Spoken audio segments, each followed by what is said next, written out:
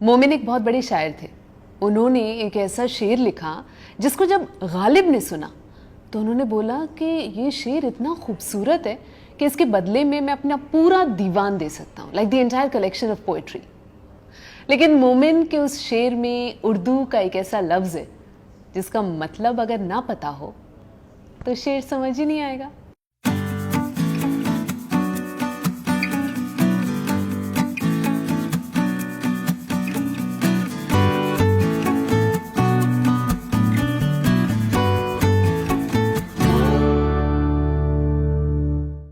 मोमिन का वो शेर था, तुम मेरे पास होते हो गोया जब कोई दूसरा नहीं होता।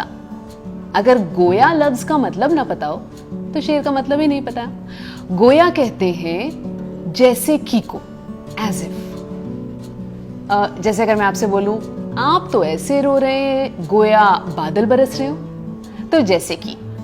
अब उस शेर का मतलब अगर हम समझे, तुम मेरे पास होते हो गोया, तुम मेरे पास होते हो जैसे जब कोई दूसरा नहीं होता, जैसे आसपास कोई है ही नहीं। यानी जब तुम मेरे पास होते हो तो मुझे ऐसा लगता है मेरे आसपास कुछ भी नहीं है, जैसे कुछ भी नहीं। या फिर इसका यह मतलब भी हो सकता है कि तुम मेरे कुछ इस तरह से करीब हो जैसे और कोई हो ही नहीं सकता।